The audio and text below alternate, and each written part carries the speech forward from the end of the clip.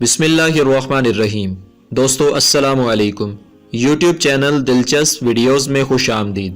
دوستو اگر آپ نے ابھی تک ہمارا چینل سبسکرائب نہیں کیا تو پلیز ہمارا چینل سبسکرائب کریں اور بیل کے بٹن کو لازمی دبائیں تاکہ آپ کو ہماری نئی ویڈیوز سب سے پہلے مل سکیں۔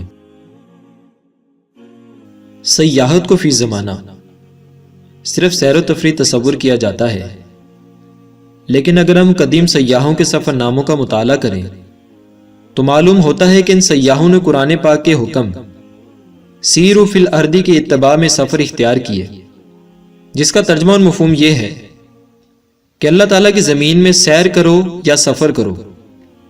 بیشتر سیاحوں نے اپنی شناخت کا آغاز ارادہ حج بیت اللہ سے کیا اور پھر دنیا کا مشاہدہ کرتے ہوئے اپنے مستقر اصلی کی طرف لوٹے۔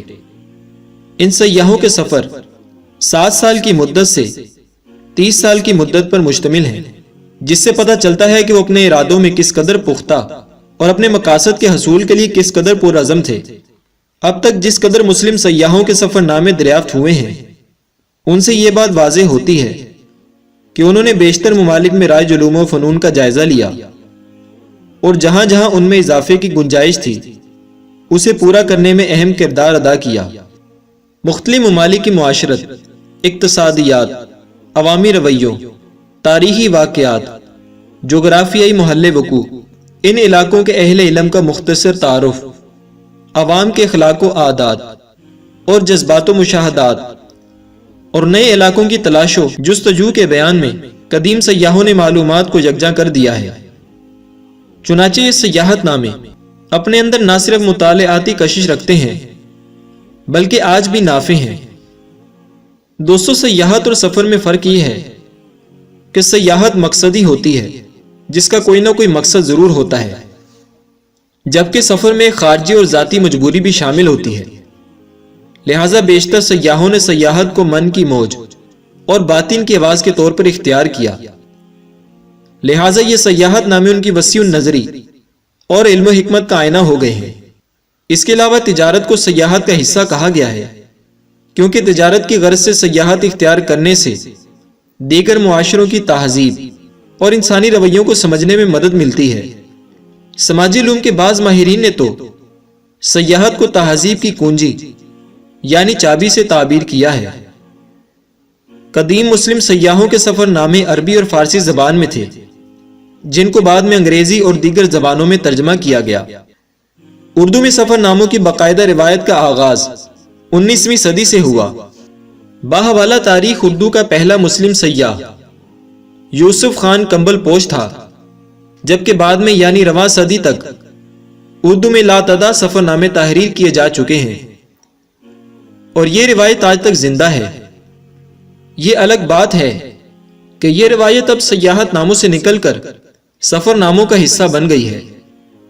قدیم سیاحوں نے سیاحت کے ساتھ ہی ساتھ مختلف علوم و فنون میں بھی اپنا اختصاص پیدا کیا۔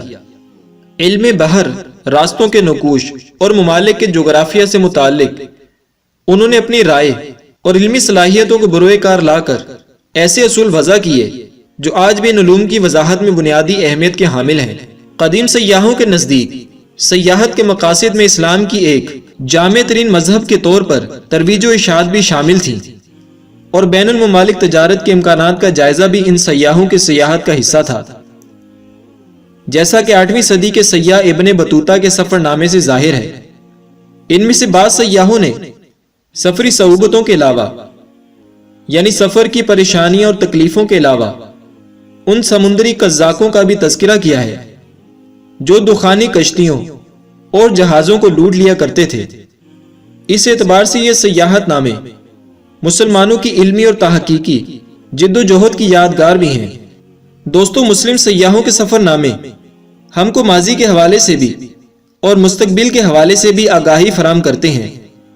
بلا شبہ ہمارا ماضی ہی ہمارے مستقبل کو روشن خطوط پر استوار کرتا ہے، اس لیے ہماری ویڈیو کا موضوع بھی مسلم سیاحوں کے حوالے سے منتخب کیا گیا ہے، تاکہ ہمارا اور ہماری نئی آنے والی نسل کا حافظہ تازہ رہے اور ہم یہ باور کر سکیں کہ ہماری تاریخ کتنی روشن ہے اور ہر شعبے میں ہمارے اسلاف نے کیسے کیسے گراں قدر کارنامے سر انجام دیے ہیں۔